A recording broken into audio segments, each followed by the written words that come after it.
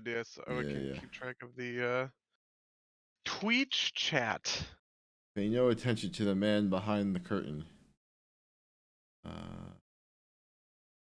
so we are live. We're just our faces aren't live yet. While I move myself to the page. All right, and now our faces are live.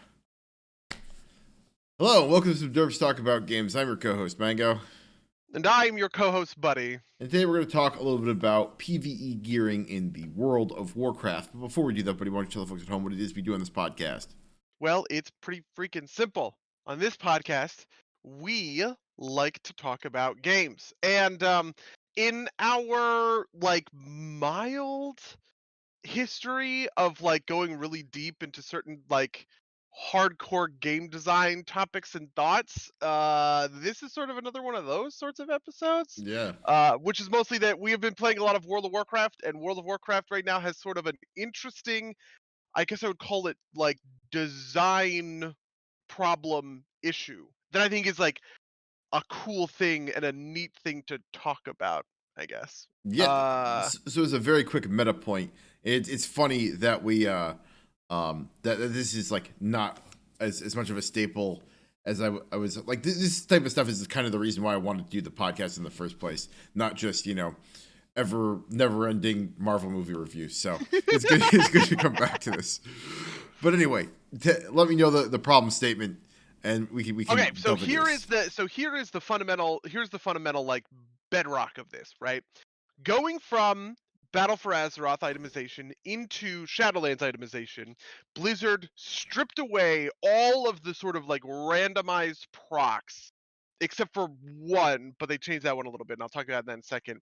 That make it so that your gear is never quote unquote done, right? So they got rid of Warforging, which is a proc that sometimes an item will drop at 10 item levels higher for you, so it'll just be incrementally more powerful. This was started in, I believe, Warlords of Draenor. They got rid of Titan Forging, which was an expansion of the Warforging system, added in Legion that says items have a chance to proc an upgrade that then has a chance to proc an upgrade, and you could fly that tree all the way up to the maximum item level, right? So if you're insanely lucky, you could get a very low level item that would Titan Forge all the way up to sort of max level.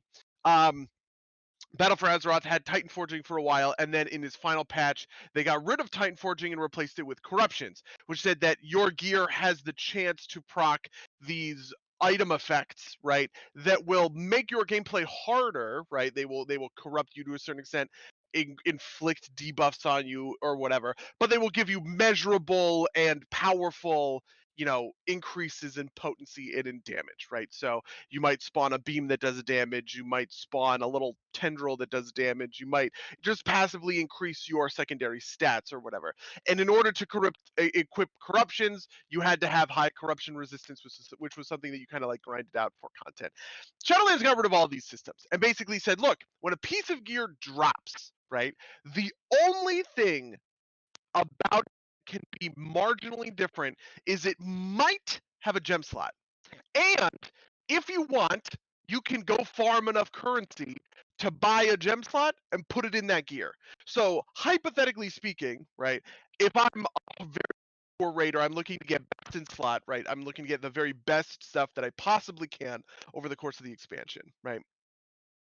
I can get an item, I can take it to Venari and get gem slot in that item, and then am I dropping out? I'm seeing my a little bit. Yeah, you missed a couple words, but I assumed it recorded on your end. okay. Yeah, I guess I did record on Yeah, my end. I feel bad for all the people I mean it's watching at home. clear. You're easy enough to follow. It's not like it's totally unclear. Okay, sure. So if I'm a hardcore raider, all I need to do is I get my high level piece. It is the highest version of it. There is no better gloves than this gloves or whatever. I take it to Venari's, I smack a gem slot on it. This is the perfect item. There's no version of this item that is better in the game. People have been asking for this for a while, ever since Titan Forging came out, which we've talked about on this cast before, right? Right. Ever since Titan Forging, people have been talking about how, like, they want gearing to be a reflection of effort, and they want it to be a reflection of skill, right? If you are a good player, you get good gear. I should not be a raid finder player who gets, mythic raider gear just because of randomness, which is, fair enough. And Blizzard essentially listened to that point of view, and they created this version of Shadowlands gearing. That said, they also paired this with a reduction in the amount of gear that players are getting, right? Because one of the phenomenons in Legion and in BFA is that once you get to a certain gear level, the only way you're going to get upgrades is if you're procking this random bullshit, right? Right. Where you are, you have that item, but you are hoping to get that item with a socket. You're hoping to get that item, but Titan Forged. You're hoping to get that item, but like Warforged 10 item levels, right? In order to just like make it that much, make it that much better. So so Blizzard said, okay, well, if you do want this system, right, then what we're going to do is we're going to reduce the amount of gear that you get overall, so that, like, sure, you're getting less gear, but each individual piece of gear that you get matters more, and it stays on you for kind of like for longer. This was welcomed. Basically, everybody liked this change in theory, right? And we are now at in practice. In practice, people are pretty frustrated with this because it means that there is a lot of doing content for effectively no rewards. It feels shitty to go through an entire raid and not ever get a loot drop. It feels bad to run Mythic Plus and have one item drop for one person out of that chest. Not quite true, but that same sort of thing. So it's almost become a meme, right? If you're running Mythic Plus, you get like a little bit of anima at the end. It's 35 anima, which is like less than most world quests. It's not a lot of anima. And people will say, you'll get to that final piece of Mythic Plus, and people say like, oh boy, I'm so excited for my anima, because in a Mythic Plus dungeon, one piece of gear is going to drop out of the chest, two if you timed it, right? Right. Um, and so this is the core frustration that the WoW player base is feeling right now when it comes to PvE itemization. There's also more to this. Should I keep explaining, or do you want to just Yeah. jump Well, in? We can talk about it. I've got a couple questions. Okay. Okay. Yeah. Uh, Yeah. Yeah. Yeah. so, how much of this do you think is one half of, like, halves of the player base alternating screaming? It's probably not half, right? They're both probably like 3% of the player base, but, like, how much of this is like one group of people were angry and those people aren't angry anymore, and a different group of people are angry now because they were happier with Titan and I Warforged and think all the that. real thing, I think the real core anger in this, it boils down. It said disconnecting.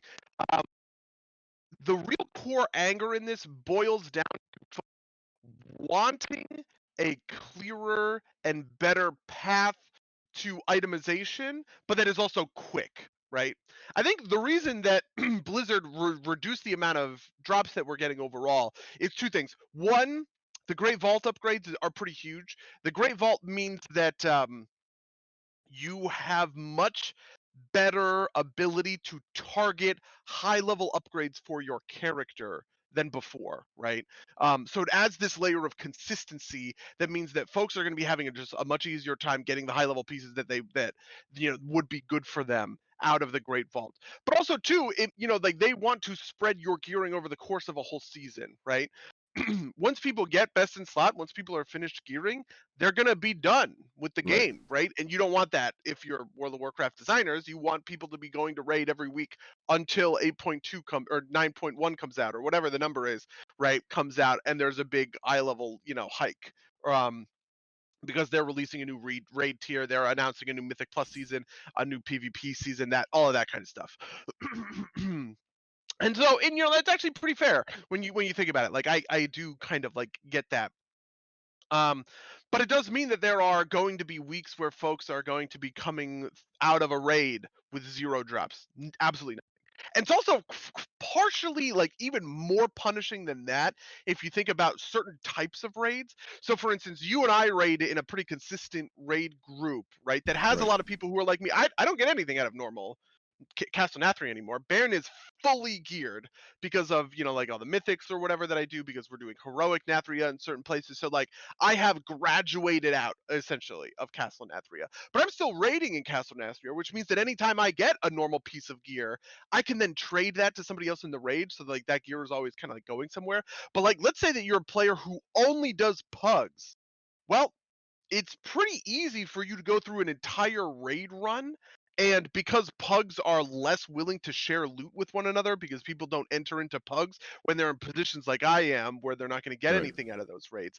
Like it's pretty common for you just not to get any kind of gear at all, which is really painful. Like that's a big pain point. I also do think that, like when you talk about the two groups in a certain sort of sense, the the other pieces of sort of like the itemization framework are frustrating for that high end level player because they kind of are having a grass is greener moment with like PvP players, right? Like, so for instance, just this weekend, WoW had released a couple, just like a very short interview about the Mythic world first raiding experience with, like very, very high end raiders. And they all talked about how they really wanted a change to PvE itemization. These are the same people that really wanted to see Titan Forging go away, right? Yeah. Titan Forging was so frustrating for Mythic raiders because of just, the nature of its design, right?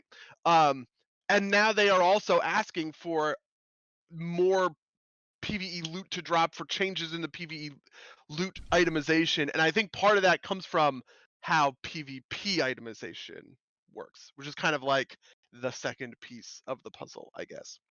All right. Why don't you Um, go into that? Yeah. Yeah. yeah, so the way PvP puzzle itemization works is it's almost the exact opposite in a way. PvP itemization used to also be very like randomized drops and stuff like this. But now it works such that you get currencies, you get two currencies. You get honor, just like baseline honor, which you can get for kind of like basic tier gear. Think of that as like running a dungeon level kind of like gear. And then you can get conquest, and conquest is like doing raids, doing like mythic plus, like higher level sort of content. But the thing is that once you like, let's say I deck myself out in full, you know, honor gear or full conquest gear, I can then go take that to an NPC and I can plug in a certain amount more honor or conquest and upgrade the item level. Right. So whereas a raider would need to, like as a raider, I need to go through normal, I need to go through heroic, and I need to go through mythic and get the same drops by defeating those same bosses. Right. Shriekwing drops a cloak. I can get that cloak on normal. I get that cloak on heroic. I get that cloak on mythic, right? That's how I upgrade that item. I just do the content again, but at a harder difficulty level. Hopefully it drops. For PvP, if I want to go up that kind of item level chain from item level 200 to item level 213 to item level 226, right? All I need to do is invest more of the currency that I'm already getting by running PvP, essentially.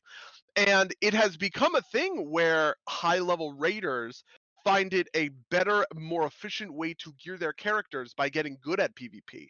In fact, members of the Mythic World First race who were interviewed were talking about how the most important thing for next content patches Mythic World race is probably going to be being a good PvPer. Because if you walk into the 9.1 race with a good PvP rating and with all of the skills therein and etc, right, you are going to be able to get that level of gear. Now part of this is because all of that gear is locked behind wins in PvP and and your rating, right? If you are a bad PvP player, it kind of doesn't matter how much conquest you're going to farm. You're not going to be able to like unlock those higher level of gear because you're not going to be getting like the wins that you need essentially. So the gate on PvP is very like difficulty gated, and if you can get up to high like gladiator rival ranks or whatever, you can gear pretty easily. But if you're stuck in the doldrums of 1200 rating or whatever, you're not going to be able to gear well at all. And that's part of the equation to sort of like balance it out. So PvE raiders are looking at the PvP item system and saying, I want that.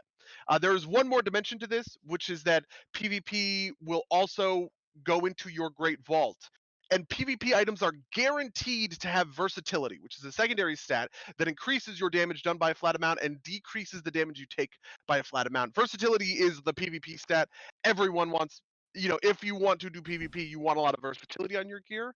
Um, and the higher Great Vault obviously means that like you don't want to pick a high item level piece out of the Great Vault that wouldn't have versatility. So they just said, we're just going to guarantee all the items that come out of the Great Vault, those are going to have versatility on them. But that actually creates a conundrum because for certain PvE players, versatility is the best stat, right? So Havoc Demon Hunters really want versatility on their gear.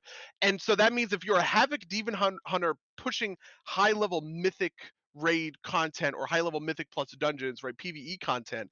The best way for me to get gear actually is to PvP and put items into my Great Vault so I can pull out the versatility gear because it's guaranteeing that I'm going to have, one of my best secondary stats. Yeah. I feel like that's all of it. Okay, do you have what do you have any questions? Do you have any thoughts? So what? So this is a older question, but like, when did they get rid of randomized secondaries? Because I remember we talked about this back in Legion as being like a source of potential frustration because you could get like 15 high levels, but like the wrong secondary array, and it wasn't like, and you wouldn't want to replace it. Items now have guaranteed arrays. So Right. for instance, the in raids, the array for um the array for the weapon drop that comes off of Denathrius is like, I think it's crit mastery, right?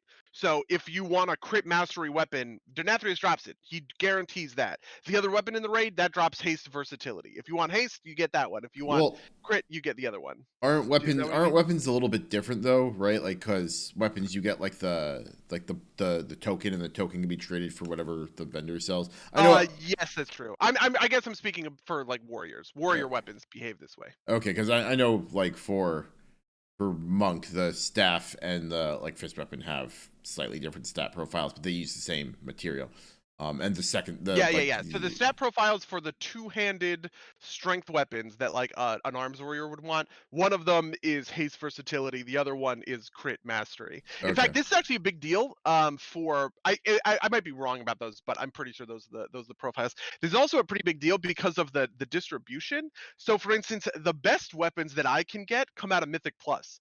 I want to be getting a sword or a sword out of the other side Mythic Dungeon or an axe out of Theater of Pain because my best stat is crit, and those are high crit weapons because like one of your secondaries is almost always going to be bigger than the yeah, other. you're right, you're right. Denathrius' sword is high mastery, which is not great for me. I want high crit, and the high crit drop out of those two dungeons. So hypothetically, my best weapon is going to come out of the Great Vault if I proc one of those two weapons in my weeks. Sure. So sorry. The question was, is when did they get rid of the randomized secondaries? Is that just They with used to have more. I do actually think that they're technically still in the game. They're just kind of not competitive anymore. So for instance, World Quest rewards have randomized secondaries.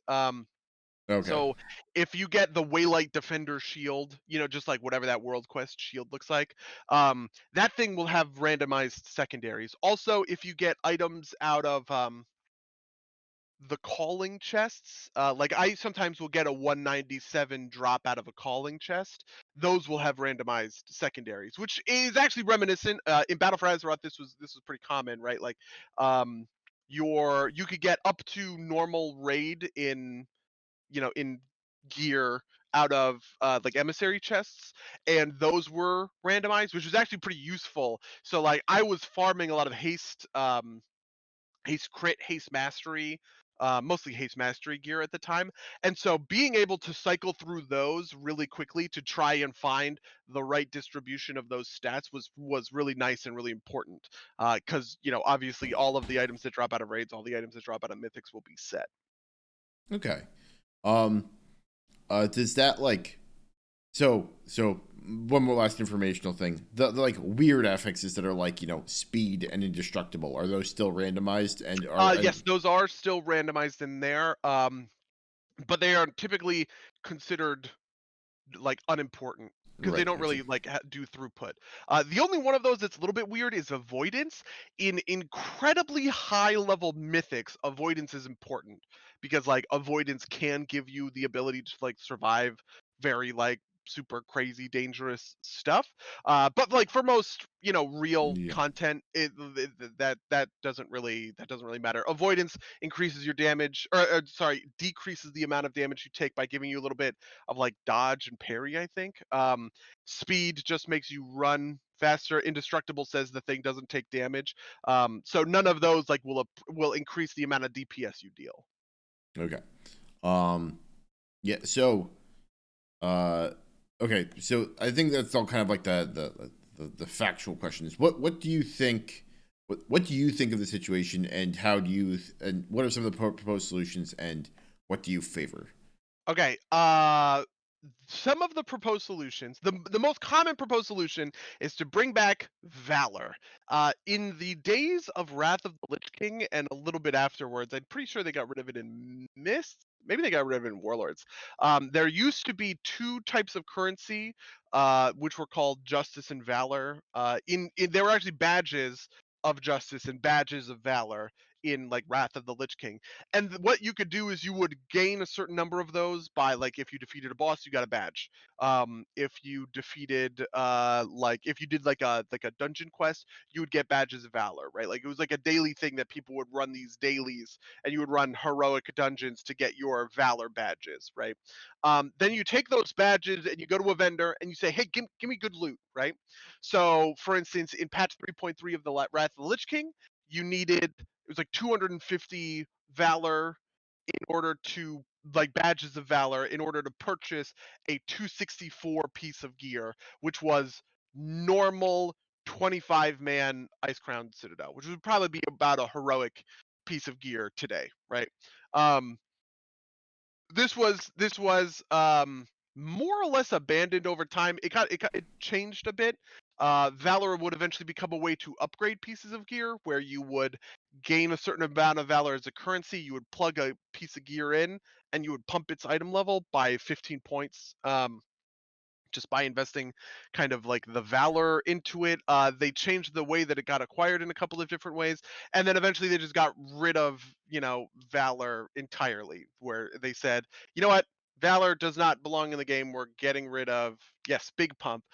We're getting rid of the currency itself. Folks have asked for this, right? In the same way that they see, and this comes from PvP itemization, right? They see the way that PvP itemization works, and they say, I want that, right? Right. So I should be getting Valor, and I should be able to use Valor on vendors in order to do the thing, right?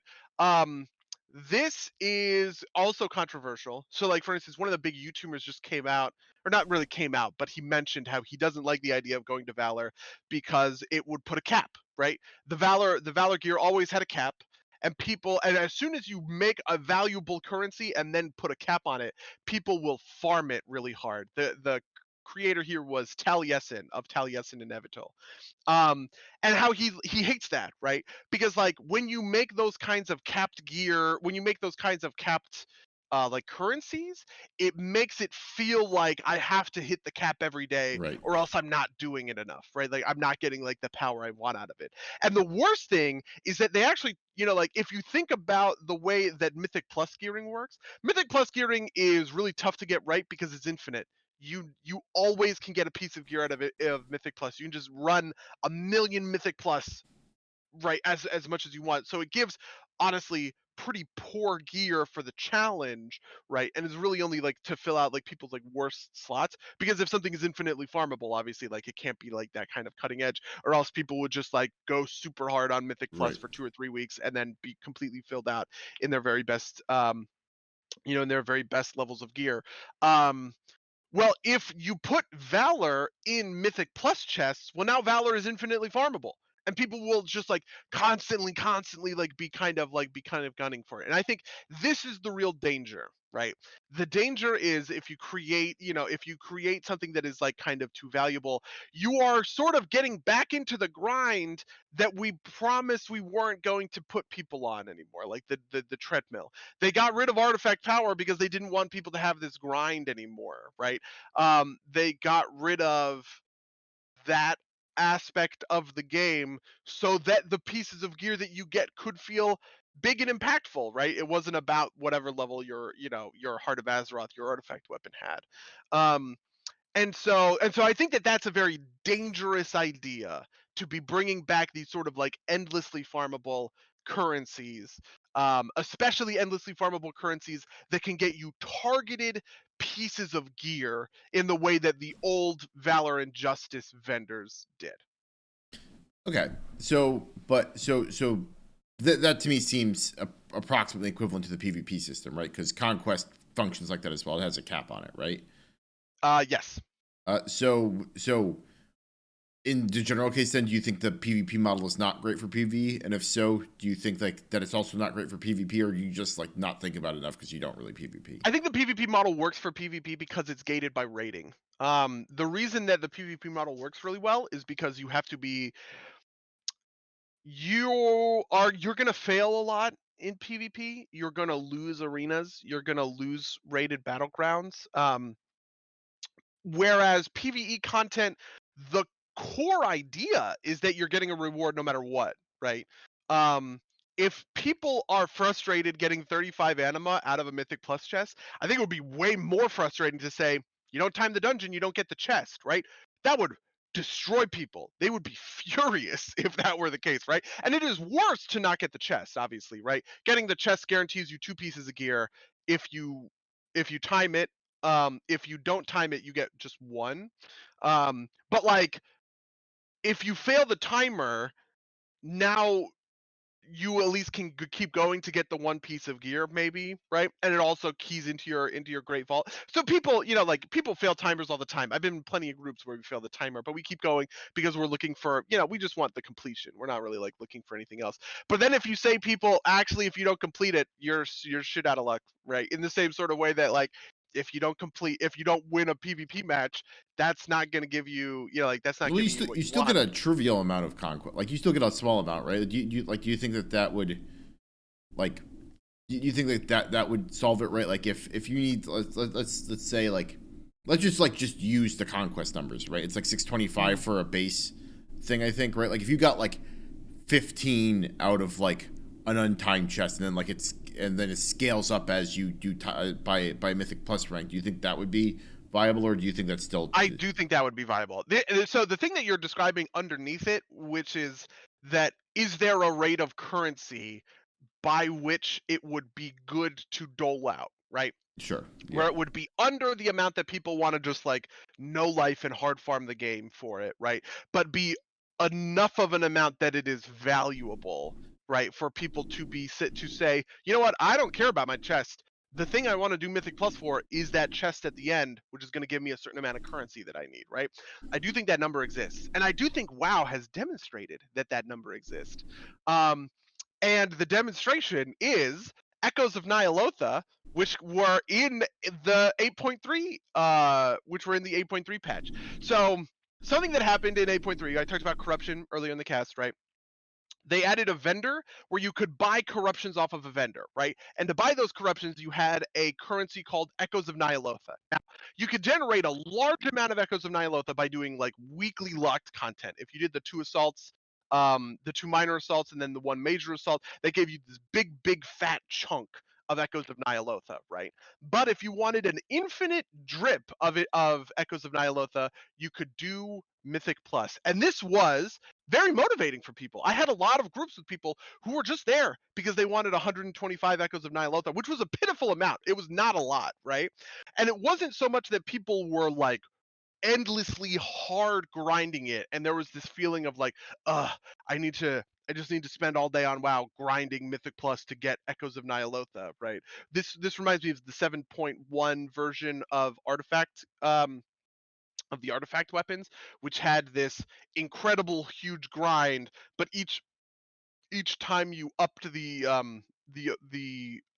your artifact item level, you got 1% more damage, and that turned out to be huge. And so people were just endlessly running the Maw of Souls dungeon over and over and over again because like that was such a good efficient way to get as much artifact power as possible. The Echoes of Ny'alotha were at a level that was below that, right, where people weren't running it for those reasons. But if you got to the end of a Mythic Plus dungeon, you didn't get, you didn't get any loot or whatever. You were just happy to be there because boy, 125 echoes was great, right? And it was really nice to be kind of like slowly you're earning that gear over time. So I do think that level of currency acquisition is possible. But the thing that I'm not sure I think is possible is creating a vendor for gear specifically for that purpose. Does that make sense? Like, you mean technically, or do you just don't do you think there's like they don't have the tech to do it, or Oh no, they definitely have the tech to do it if they wanted to. It's just that I think gear itself might be too powerful a reward. Something that worked about the corruptions is that corruptions were affixes that you put onto okay, otherwise yeah, like the gear that you would otherwise attain. Echoes of Ny'alotha, I did not go buy a piece of mythic gear, mythic rating gear, right? If I had a piece of mythic rating gear, I could apply a good corruption to it, which was a good bonus, obviously, and made that piece of gear better. But it's not like I was like jumping forward to acquire like the better gear level. Does that make sense? yeah. Don in the chat is saying that you could technically do it in BFA. Okay, I know what you're referring to, and I'm getting to this. Listen, I'm structuring this out. Yes. Okay, so in the chat, Don says you could technically do this in BFA. It's just limited to chest, shoulders, and helm. This is referring to another set of currency called Titan Residuum, which was the Mythic Plus version of Azerite pieces. The concern here was if I'm a Mythic Plus player and I'm like getting stuff out of my chest. The way that a high-end Mythic Plus player gears is out of the chest, right? And when I'm getting Azerite gear, I am looking for very specific Azerite traits. So telling a Mythic Plus player that they are going to complete however many Mythic Plus that they want, right? But that the thing out of their chest each week, first of all, that it could be one of these, hugely important slots, shoulder, chest, or helm. And second of all, that it could be the wrong one of those, and I wasted a whole week because you only get the one item or whatever, Right. right? This was a huge problem. To fix this, Blizzard implemented Titan Residuum, which said every time that you essentially disenchant, you destroy a piece of Azerite gear, you got a little bit of this currency, right? Um, and you could then take that currency to a vendor, and that vendor would either give you, for a low amount of the currency, it would either give you like a normal or heroic raid level, uh, or even a mythic raid level, sort of like randomized piece of it, where you could just roll on the item. You pick the item up, you click the thing, and it gives you one of the whatever 12 options, and you have to hope for the best. Or for an extremely high amount of currency, you could get the technically correct answer, right? Okay. The number was like 20,000, right? And the primary way that you got Titan Residuum was you ran high level keys. So out of your high level key chest at the end of a week on Mythic Plus, you would get, whatever item you would get, and then you would get this huge fat chunk of Titan Residuum, right? This is another I think currency solution that could work. However, I think I think pieces of it kind of have to like work a little bit different. One, rolling for the different chest pieces is pretty integral to that. I did a Titan Residuum a lot. All of my end level, like my end game gear, all came out of Titan Residuum. But the thing was is that I had to churn Titan Residuum quite a bit to get really good pieces because like if you can just buy the best pieces with the best stats, that's pretty problematic. And then also, if you are pulling down through Titan Residuum, you have to have like a good intake for the currency, and the intake for the currency was actually not to run Mythic Plus because those pieces of gear would not drop out of Mythic Plus chests. The only way to get it was off of your chest and by doing other kinds of content that rewarded those types of gear, which is a little bit different, like context wise, to the acquisition rate that I'm describing when it comes to Echoes of Ny'alotha. Okay. Okay. All right. So, you know, this is me naively thinking out loud, right? Why not just like make it anima, right? There's already a mechanism for upgrading like your order hall or whatever it's called, your covenant set to 197. Why not just expand that and like put an exponential on the number of the amount of anima you need to do Oh, that. interesting. So you could continue to upgrade your covenant set? I mean that, or like something flavored like that, right? Like like maybe you could slot Okay, something I else I in there. think I would be okay with this. In fact, in my preferred version of it, I think here's what I would love. When you get a piece of PvE gear, you can upgrade that piece of PvE gear a certain amount of times, right? In my head, this would be like once for raid gear and like a couple of times for Mythic Plus gear because Mythic Plus gear is inherently more staccato, like more graduated than raid gear is. Raid gear is 13 item levels apart, right? Normal is 200, then it's 213, then it's 226. So I think it would be cool, and you could even call it valor, whatever the currency is, right? Like you get a certain amount of that currency, and then I plug in my normal raid hands, and it upgrades to 213 heroic raid hands, right? But I don't think that I want it to be able to upgrade infinitely because I do think that people should want drops, right? And that Right. like drops are an important part of the game. And so if you can only upgrade it once, then that like technically means that if I were then to go into heroic and I would get those gloves would be better because I could upgrade them up to mythic level. Um rather than otherwise. And then for like, in Mythic Plus it would be a little bit more like you could maybe do 2 or 3 versions of this because it's typically 3 each. It's like, you could jump it from a mythic 2 level item to a mythic 5 level item to a mythic whatever level item, and then that's your 13 item levels, like whatever over the thing. But I definitely think that it's important to like encourage people to be gearing by loot drops chiefly rather than by currency drops. Like if you want to use currency to supplement, that's fine and that makes sense. And that actually does sort of in a way match the way that gearing happened in Wrath of the Lich King. Um, but I don't think that it can be like a main source of gearing and upgrades, or that will be really bad, and that will be like super unfun. Yeah, no, I was just say like you could even do like some wonky stuff, right? Like instead of like upgrading 13 levels of the heroic version, you could do like fortified and or some some adjective like that, and just like make it 10 levels so that like the drop's still technically better, but not but not by enough that if you're just using it to kind of like round out Yeah. things. There's Um, another version also, which is the Warlords of Draenor version, which I actually kind of like, to be honest, which is that in Warlords of Draenor, you could get crafted gear but you can only have a certain amount of it. You might have that sort of thing, right? Where if you fortify, maybe you only have 2 slots for fortified items, right? And if you want, you can fortify your hands, you can fortify your belt, right? But then you can't fortify your legs. You're just gonna have to sit on those until you get a better piece of gear, right? Or you're gonna have to whatever. I also like this because I think it dampens the currency. Like one of the nice things about corruption was that you had a lot of soft caps in a way.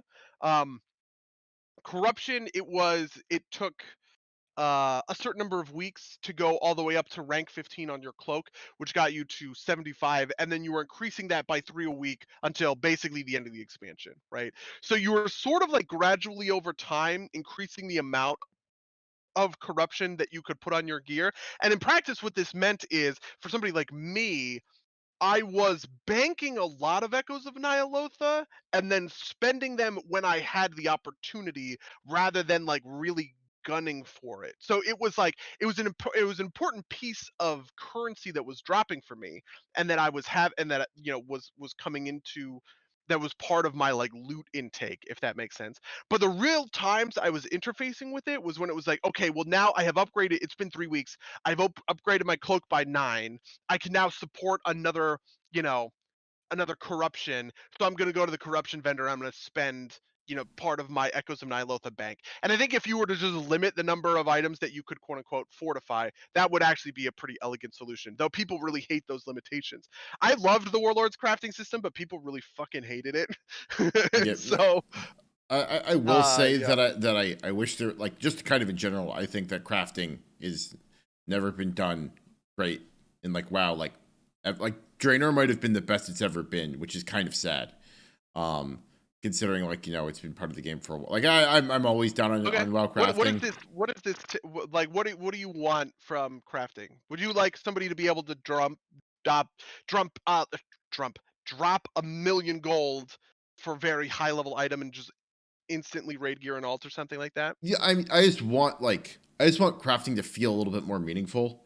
Um, I don't know. I don't have a great idea of like how exactly you do that to like make it like worth, like maybe like you add some sort of randomness to it, right? Like um or you add some aspect to it that like makes it less um I don't want to put like you like maybe you put some limitation like you can only be like one slot or something, right? But like I mean part of this too is that like WoW crafting is basically nothing in the first place, right? Like as much as as much as There's I no skill to pressing the button create, yeah, right? Yeah. right. Like I talk about this occasionally, but Final Fantasy 14's crafting is fun, right? Like and engaging in kind of its on its own terms.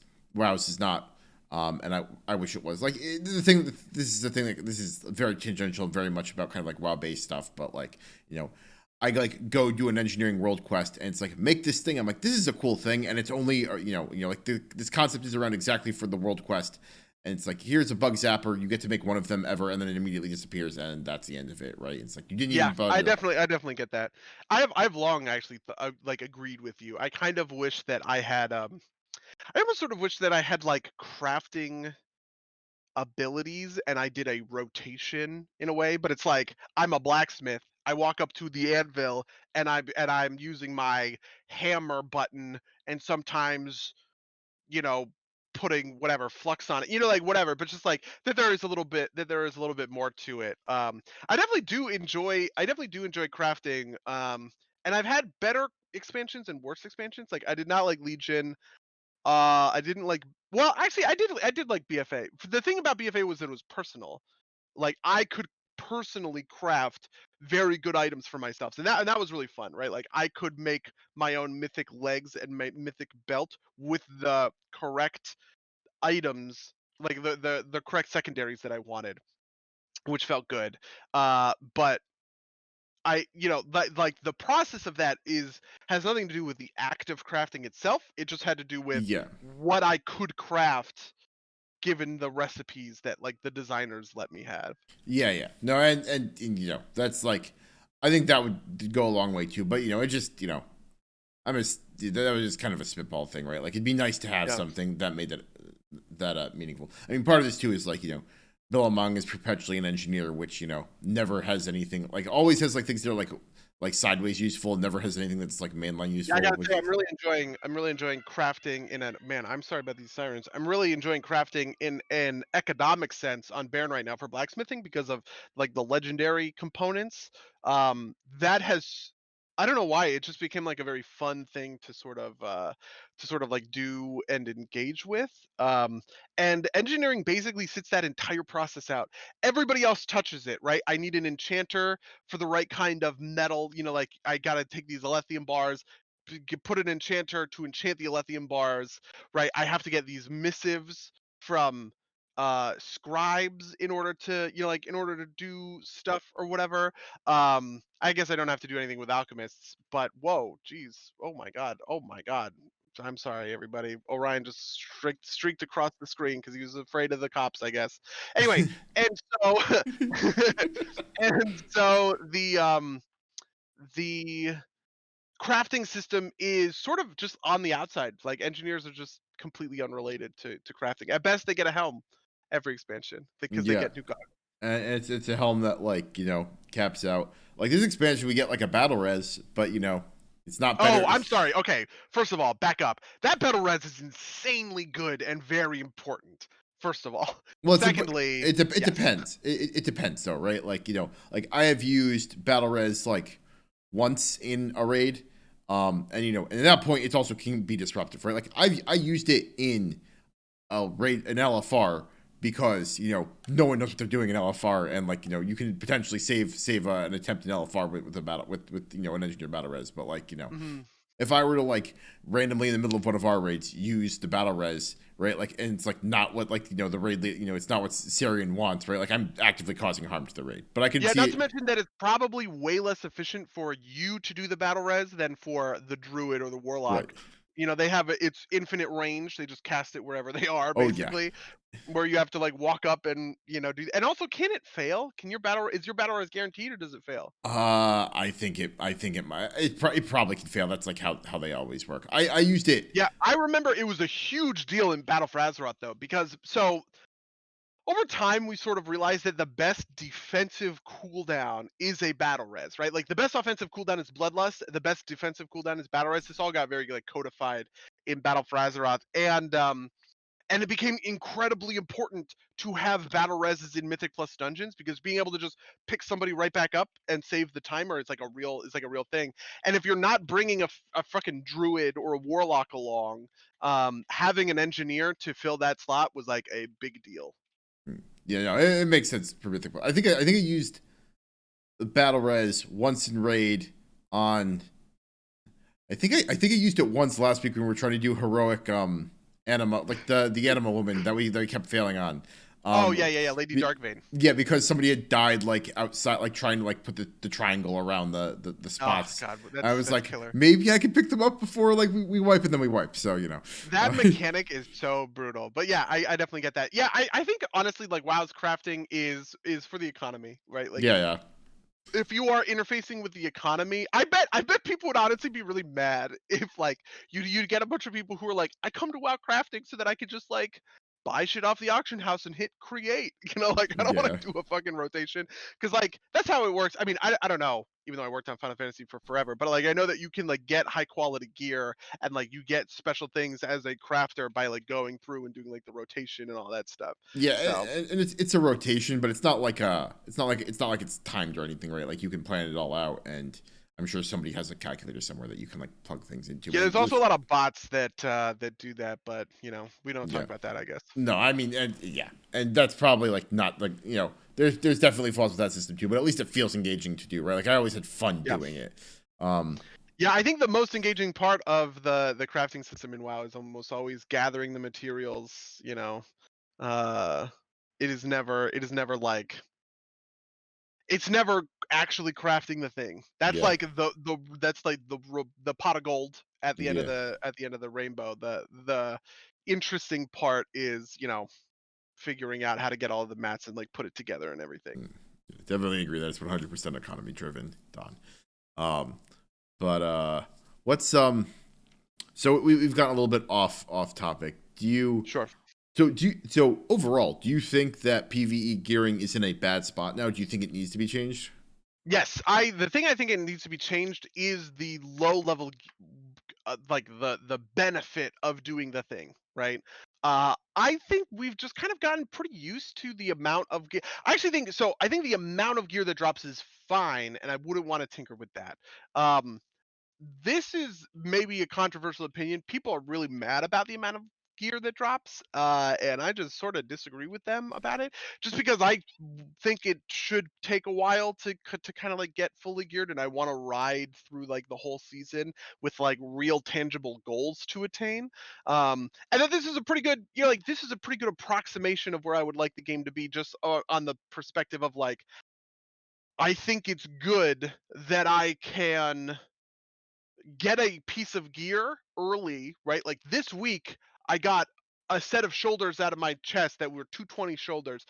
That's incredibly high item level, right? And I'm probably not going to replace those shoulders before the next rate. And that feels good to have an item that I'm like, this is rock solid. I know this item is going to like stick in my inventory.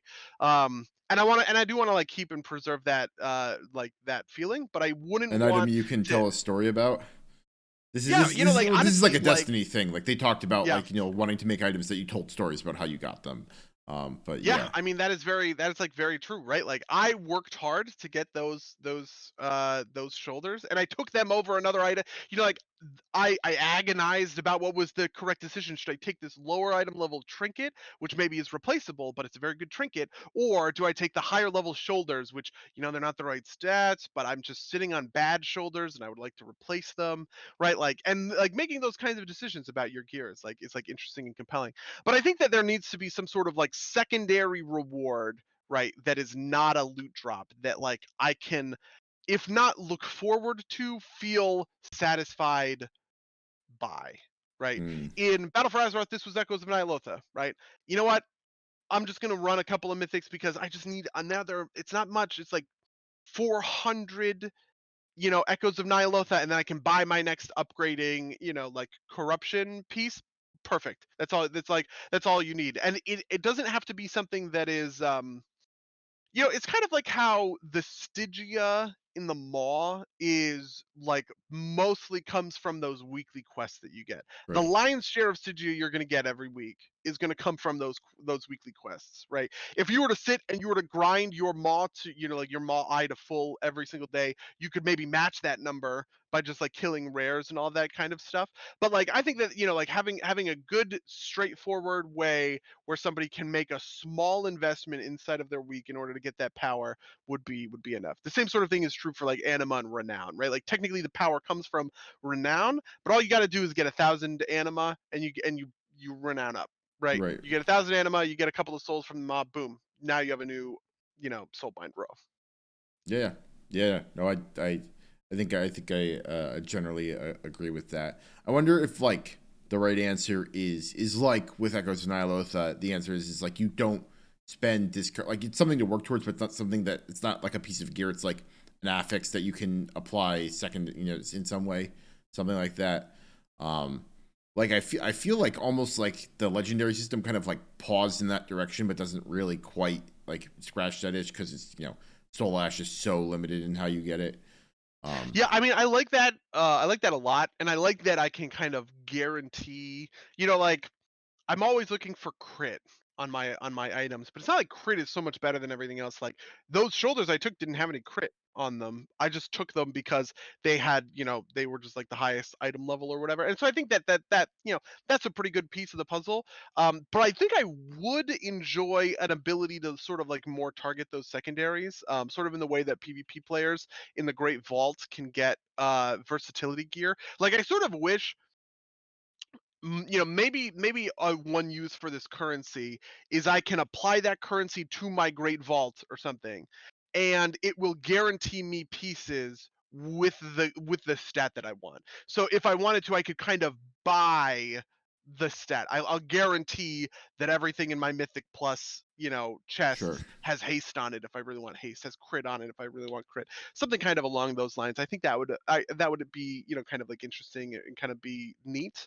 But in general, I think the I was originally going to say that doing upgrades with like caps would be like the right way to go. So like I could upgrade a piece of normal gear to heroic gear, but not to mythic gear. But I actually think I kind of like the thing that we talked about, the fortified version of it, right? Where it's like I could have 2 or 3 pieces that I can invest the currency into, but I can't go any further than that, right? Which people hate those caps, but I like those caps as a way to sort of mix and match the puzzle of my gearing into Right. something interesting. Right. Right. It also means that I can really target, right? Like if something drops from me, but it's like lower item level, but it's great stat distribution, I might go, oh, this one, I'm gonna fortify the shit out of this because like I know that I want to carry that forward, even if a higher item level would be like a more efficient way for me to, like invest that stuff. Yeah. No, I think I buy that. I think I How buy do that. you how do you feel about like the gearing system right now in WoW? I'm especially interested because like I have a lot of intra WoW context in the sense that I've played a lot of World of Warcraft, so I've seen lots of iterations of the gear of the itemization. But like when it comes to other games, when it comes to other sort of systems and MMOs, uh, what would you like to see kind of like emulated from them into World of Warcraft? So this is gonna be a weird answer, but I'm like coming around to being pretty happy with where it is right now. But that is because it is so limited. In that, like, usually what happens with me is I will play WoW hard and then burn out and then like not play, right? Like I'm kind of at the point right now where I can be happy just raiding and like maybe doing a couple quests a week, right? Like I haven't played for the past 4 days. But it's not Yep. like usual where like normally if I stop paying for 3 days, that means I'm done for the entire expansion, right? Like um I'm probably gonna go to like unless something crazy happens, I'm gonna go to raid tomorrow, right? I'll check my Great Vault, I'll do all that, and I'll play lightly. And because there's not that much of that drive, I don't feel as bad because like I can do things like go play different games and not feel like Yep. I'm falling behind on it. But this is obviously very much a like greedy maybe is the way to put it, but like interested like I am happy because of the way it makes the game worse in some way, and that it doesn't feel as compelling to me. Um, kind of on the other side of that, the thing that I'm always kind of looking for in general is something that like makes me feel the way that like a really good loot game does, right? Like, um and those I always like kind of fall off at. Like we've talked about this with like Diablo, right? Like there's like a inflection point where like after the inflection I kind of drop off because I don't care enough to keep pushing those.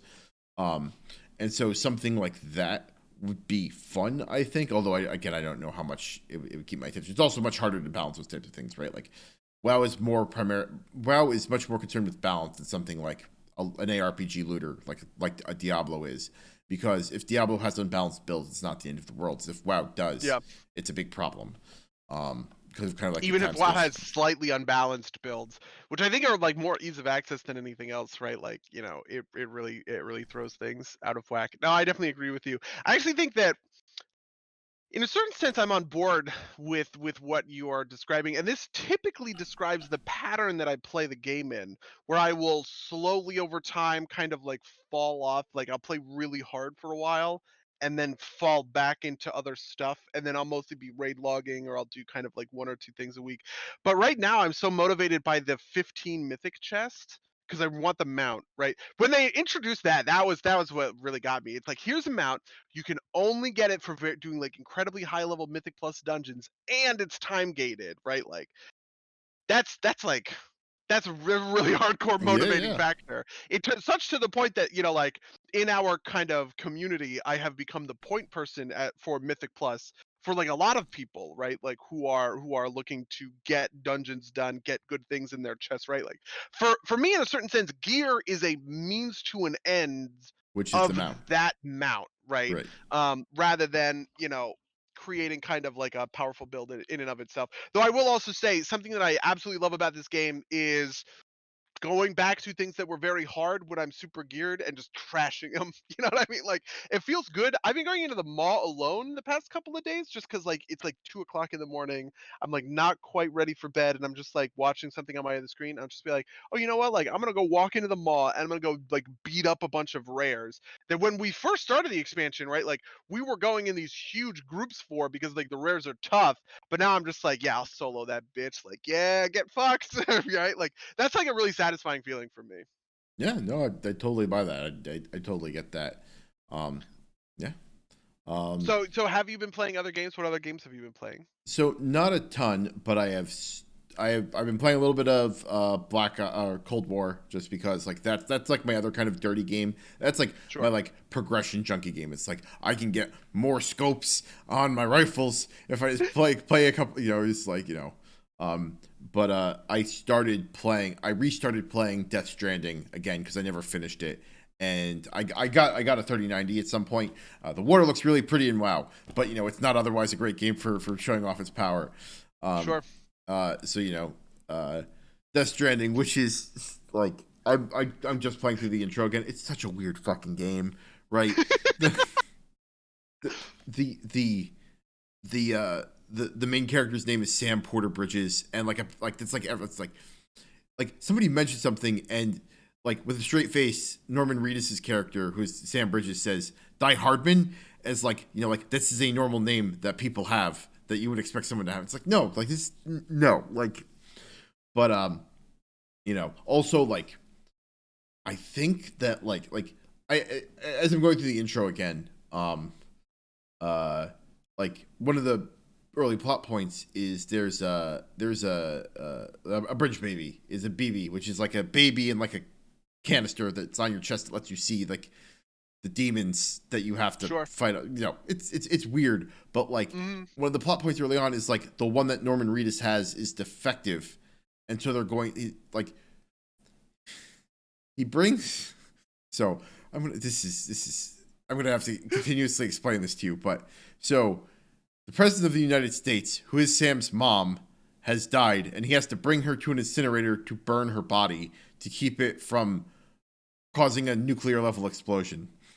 And this is all like the first 30 minutes of the game, right?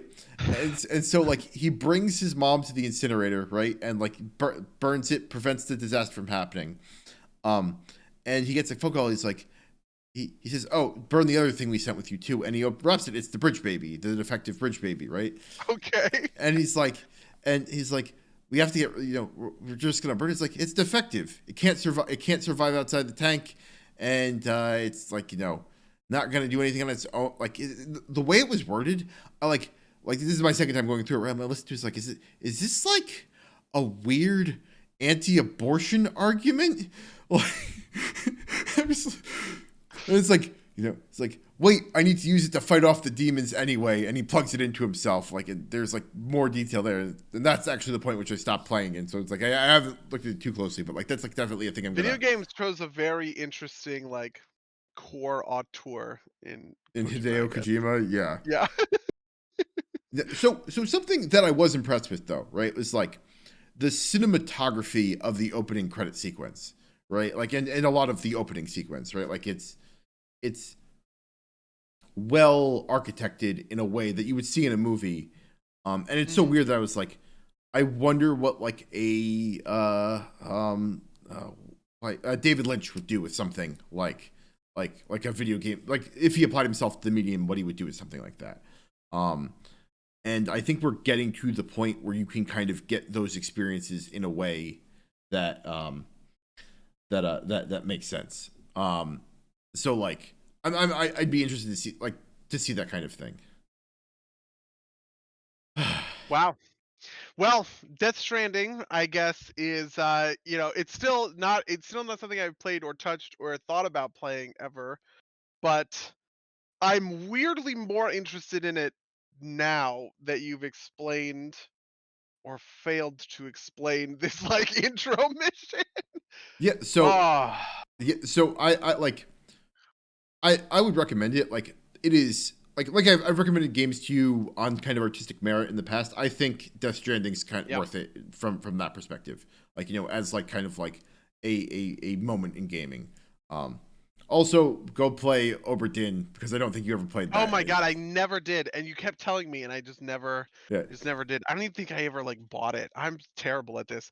But speaking of other games, I have finally played another game besides World of Warcraft, so I What can is talk that? about something else, which is Stardew Valley, which came. There was a new update, the 1.5 like update came out, and I ended up talking with a couple of my friends, Sarah and Raylana from the raid, friends of the cast.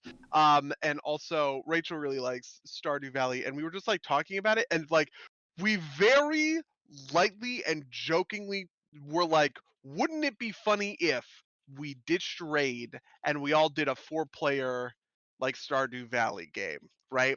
And then like as soon as we said it, it was like that actually sounds like really fun though. So basically every night for the past couple of nights we've just it's like crack, we've just been like, oh, it's like let's play Stardew again, right? And and so yeah, we've just been playing a lot of Stardew Valley, and Stardew Valley is really fun to play in a group. I have found, like, so for instance, I am a fisher. I like fishing. I'm really good at the fishing mini game. I don't know why. I'm extremely good at that game. And all I was doing every morning was I was just walk into the docks or walk into the lake, and I was just fishing all day. And I would dump all those fish in like the cell bucket, right? Um, and it created this neat kind of like, I guess, like economy for our collective farm of the four of us, because it meant like so Sarian and Rachel, who are like focused on farming and like um kind of setting up the seeds, watering the seeds, planting everything, you know what I mean? Like they could use the money that I was making off fishing in order to do that stuff, right? And we could kind of like jumpstart the farm to a like higher, better level than if we had been playing solo or even duo or whatever, because of that, which is great, which is like a lot of fun, I guess. There's also just like a little bit to the mechanics of like, man, I don't know that like Stardew hits this for me, Skyrim hits this for me. This is the thing that I think makes Skyrim like a great game, right? Like one of the best games of all time. Sometimes like Fallout New Vegas will do this for me. Some of the Mass Effect games will do this for me. Weirdly, Mass Effect Andromeda, which everybody hates, but like it's this immersive feeling of just like really kind of like submerging into a world. And it's not like a narrative thing where like you are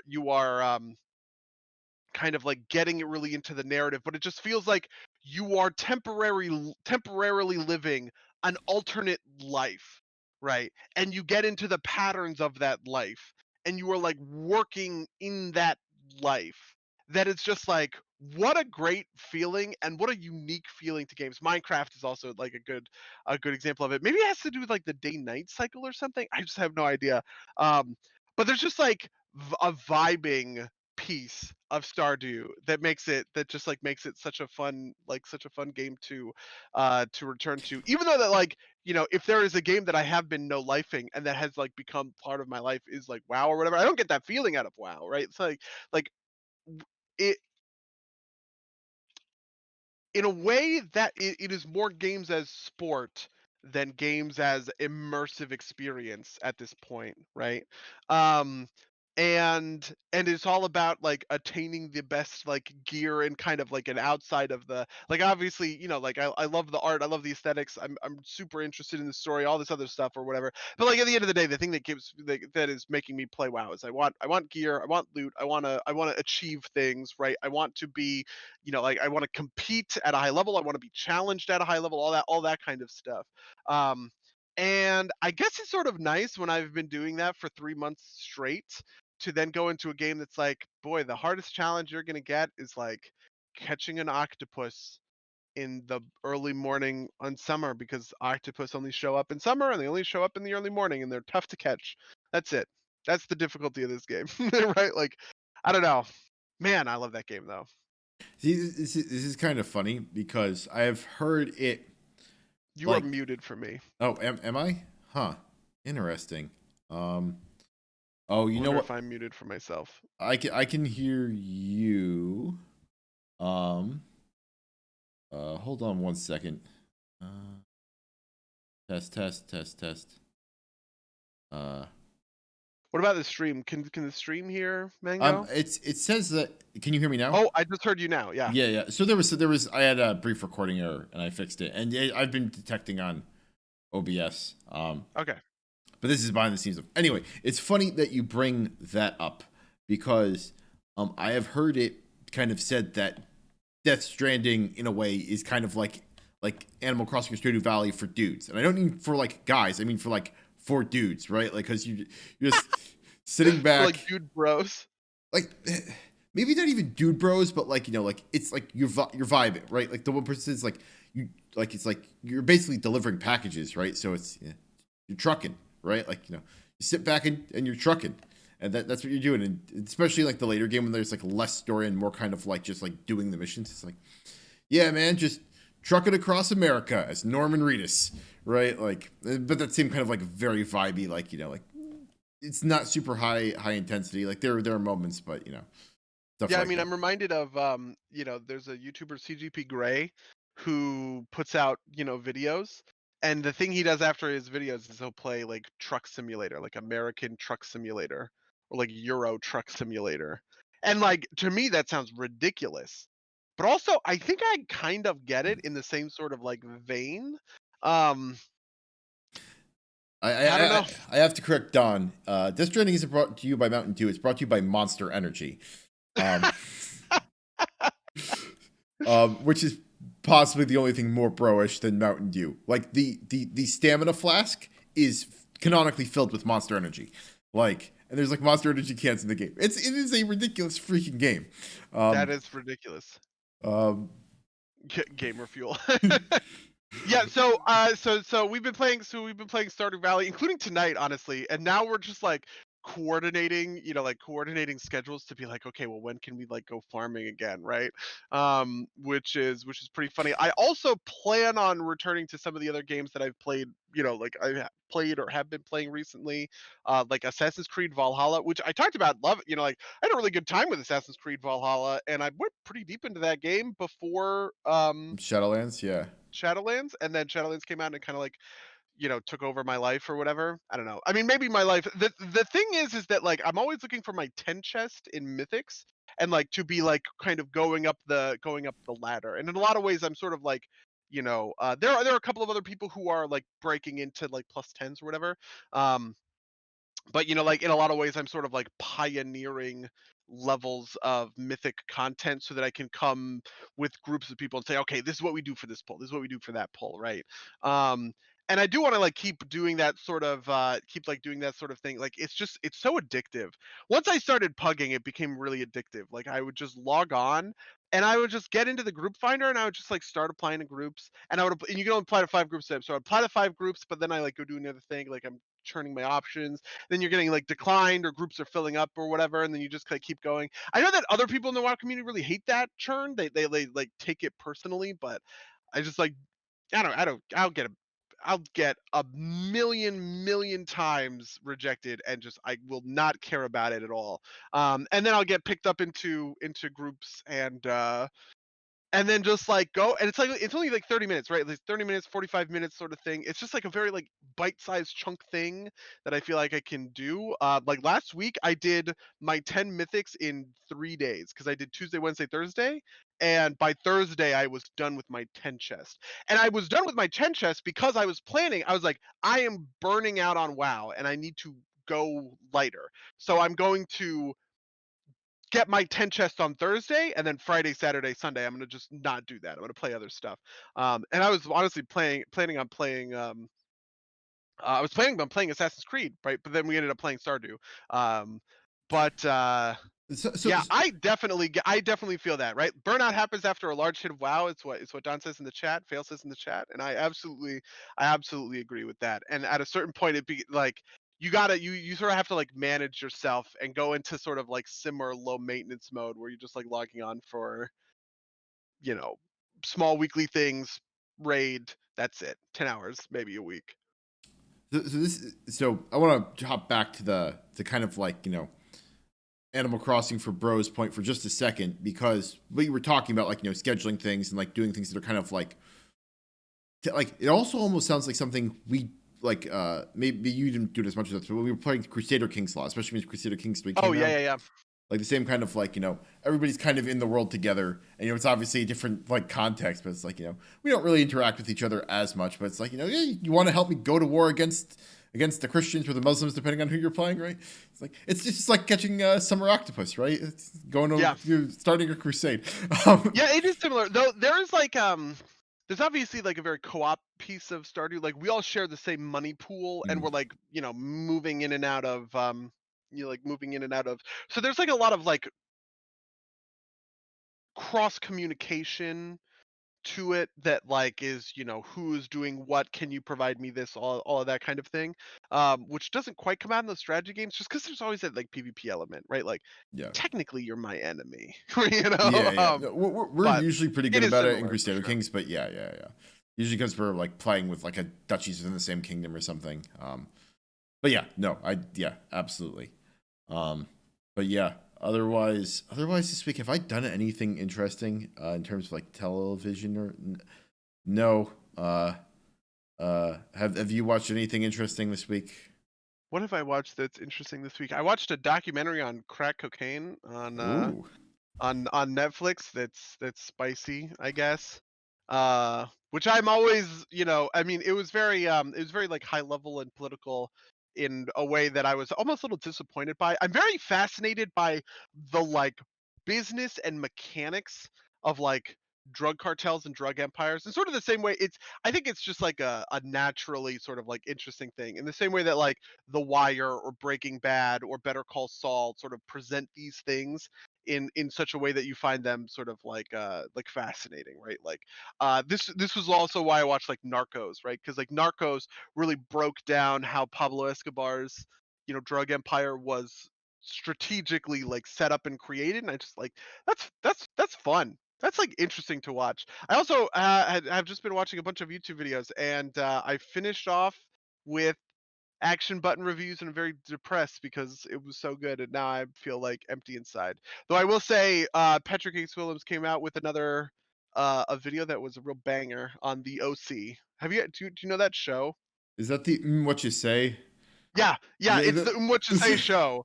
and he talks about how that show is actually like secretly really good and launched the Lonely Island's career, but it did not launch the Lonely Well, Island's it career because definitely of did not. what you say. It launched the Lonely Island's career because they made a fan web series called The Boo, which was a parody of the OC set in Malibu that got them noticed and picked up by SNL. Oh, real? They were Yeah. definitely. I don't know, because I never saw the Boo, but I definitely saw. They had like a pilot. Was that what they got like where Jack Black played like George Washington for like half a second. Um, it I don't was remember this. this was on Google Videos. This is how old it was. This is like Wow. before Google acquired YouTube. Um, Jeez. um, I'll have to go dig it up and figure out what it was. But history aside, that definitely sounds interesting. I might have to go check that out. The thing I have been seeing, and this might get a little spicy, but do you do you remember that guy we used to talk about, Max Landis? Yeah, yeah. Well, And you Max, keep telling me to watch his new videos, and I keep not doing it, yeah, well, but I should. he has made a return, and he's basically doing his pitch thing, but for his Agent of Batman, his American Alien saga. Yeah. That like he wrote. I think he had like a run that was like the first arc of it, and he's been talking about it in pitch form since then. It's a lot of fun to watch, but he's like, he's very It's good at essentially what he fan does. fiction, right? Yeah. Oh yeah, yeah, Yeah. yeah. He's very good at what he does, right? Like, he's very good at like doing like he was a pitch man, maybe still is. Um, and he's very good at like pitching pitches. So I don't know. I find him captivating, um, regardless of the rest Yeah, of the things surrounding I him. was thinking about this because I have been reading Ultimate Spider-Man recently, which is, I talk about it all the time whenever we talk about like Marvel movies, right? Like the thing that got me into comics in the first place was Ultimate Spider-Man. And at the time I was just like sort of like engaging with it on its face, but it's interesting now reading it and having a much deeper, fuller understanding of like the comics and the Marvel Cinematic Universe and all this stuff, and how there's just like an inherent level of fun of like remixing, like narratively or like in a Mm. story way. And I imagine this is the same sort of thing that like he's doing on his channel with like Agent of Batman and all this other sort of stuff, where it's like it's just like taking that familiar stuff and then like and just changing little bits of it and to make it like cool and like neat. Yes. Like so for instance, in the Ultimate Universe, Doc Dr. Octopus, um he shows up in the third volume and he has a big fight with Spider-Man, right? They have a big fight. He has the tentacles, he has the arms. The next time he shows up, he has been detained by Shield, and Shield has surgically removed his like belt, his like tentacles or whatever, right? Um and then you find out that he can control the belt with his mind, like across a certain amount of distance, right?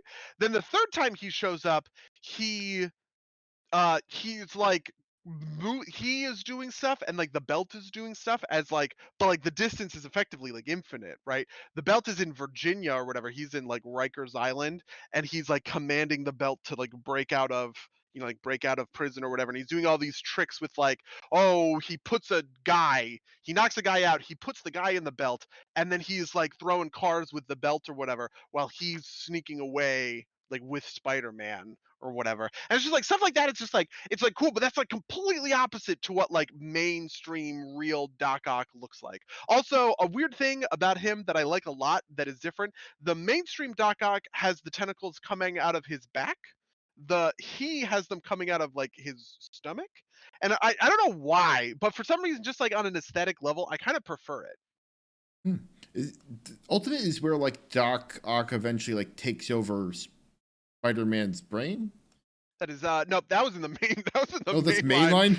Spider-Man, yeah, the superior Spider-Man, where he like takes over Spider-Man's brain, and when he like mind melds with Spider-Man, he thinks Spider-Man is selfish and like he's like that he's like very self-interested.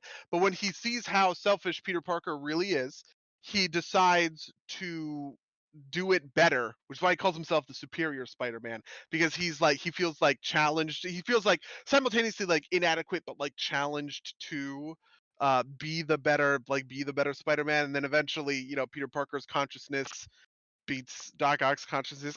Honestly, like this is the kind of stuff that I think 99% of people say that sounds fucking stupid, and I go, that sounds fucking sweet, and that's what comics is all about. Like this kind of bullshit.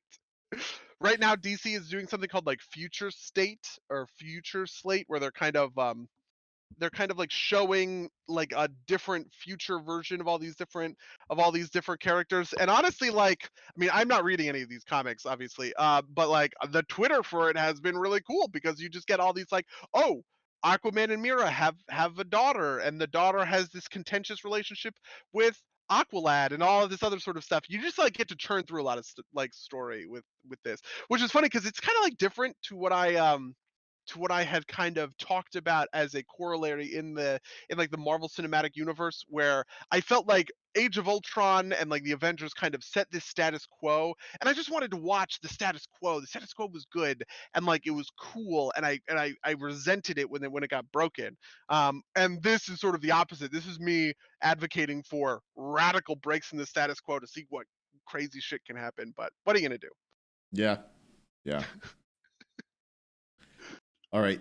We talked about this briefly before the podcast started. But did you want me to talk about Oh the yes, GameStop shorts? explain this GameStop thing to me. I want to know about this GameStop thing. All right. So for those of you at home, we're going to go into financial talk, and just as disclosure, I'm not any sort of financial analyst or anything, but I do trade stocks on the stock market with some regularity, and I do read Wall Street Bets, which is where a lot of this started. So GameStop, you know what GameStop is, right?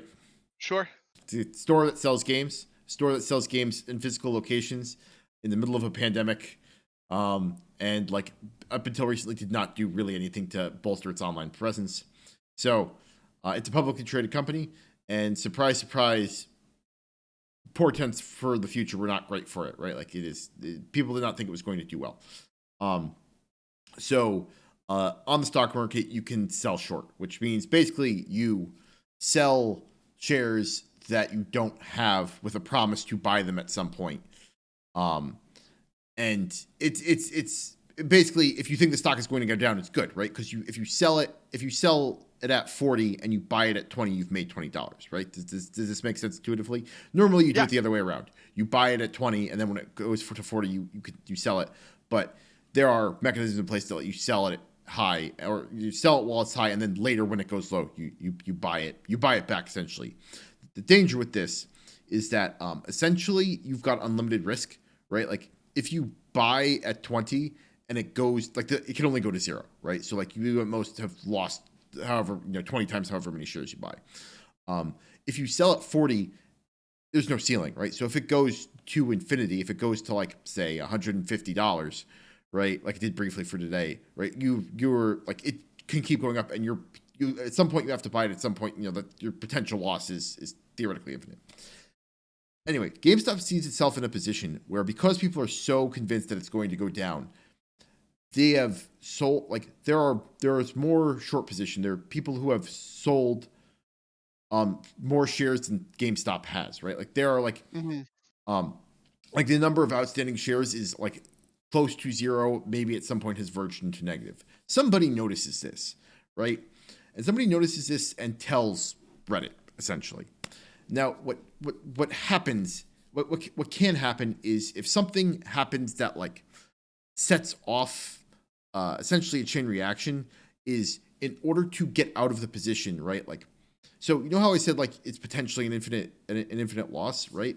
Yeah. Let's say like you buy in at 40 and like it goes to 45 and it looks like it's going to keep going up. If you want to make sure you only lose your 5 instead of losing like you're potentially like instead of losing 10 or 15, right? You're going to buy then. But that has that's going to have an effect of driving up the cost more, right? Especially as other people who are in the same position, like, okay, I got to get out of this, right? And with large institutional investors, like not people like you or me, right? Like big banking companies, this can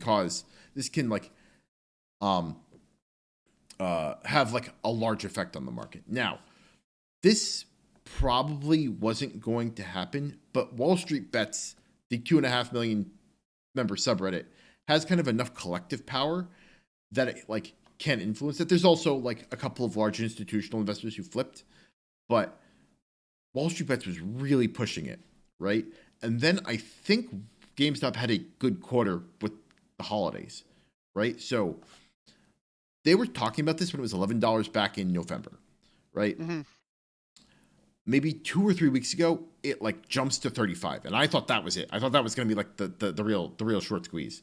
Um, uh, like it's called a squeeze because like the or I don't know the exact etymology, but like as you try and um Are you basically squeezing people out of the short? That would make sense if you're yeah the graph would squeeze. yeah the like it shoots up because people are trying to escape their short positions.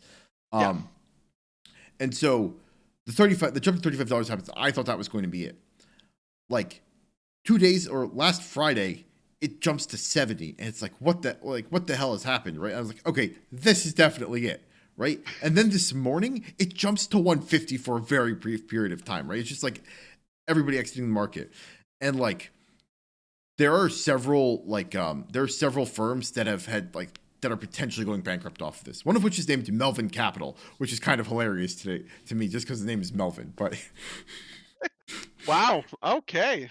yeah, um, That's interesting. I mean, yeah, it's funny, I know Wall Street Bets solely because I was in in high school. I was in like a brief like investors club where they give you $100,000 of fake money and they tell you to invest it over the course of like a quarter or a semester, and whoever makes the most money wins the prize.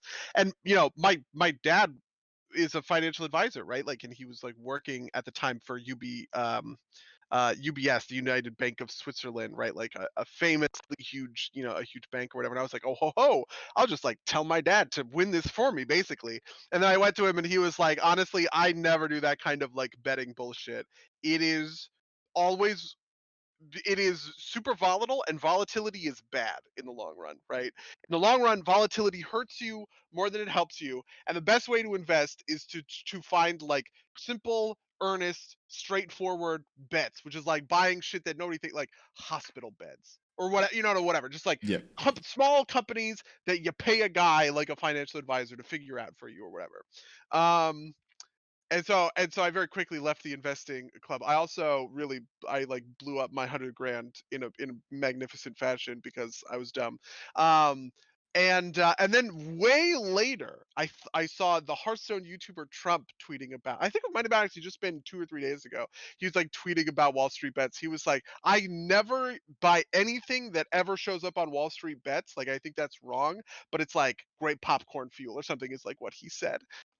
So this is funny. Though it is also funny because it's very relatable to, like, I'm in the position now in World of Warcraft where I have 5 of the 8 legendary recipes for plate craftable at 235, which is the highest item level. Very few people on the server have it, and I've been navigating this market for the past like 3 or 4 weeks, and I've churned about 4.5 million gold at this point, where you know and going out and coming in, because like I'm buying a lot of materials to craft a lot of these pieces to then hopefully like go and sell. But one of the problems is that the low level pieces sell for shit. Like, they just sell really like terribly. And they are selling for, I mean, I have a spreadsheet for it. Hold on. I can't believe I'm about to reference this fucking spreadsheet. I made the spreadsheet. It has like so what it does is it's very simple, but like it is more complex than you would do for something in World of Warcraft, where I have inputs for, material costs, and I can just say, oh, Alethium is worth this right now, Shadowgast is yeah, worth this, or whatever, and then it'll just auto tell me how much stuff is worth. So for instance, the belt right now, if I were to go craft the belt, would be 6,440 gold, right? Raw materials to craft a 190 rank 1 belt, right? The rank 1 belt right now is going for 750 gold. And so what constantly happens is like the market bottoms out, right? Where people are just constantly undercutting one another, and they're going cheaper and cheaper and cheaper and cheaper and cheaper. But then you have people like me who are willing to like wait around, um and then I can buy up a bunch of the. I haven't bought the 750 belts yet because I don't want to, but I can buy up those cheap belts and then relist them at 12K, 10K, whatever, and get people buying there. And it's just like all I need to do is sell like 2 or 3 belts, and I'm like golden when it comes to this stuff.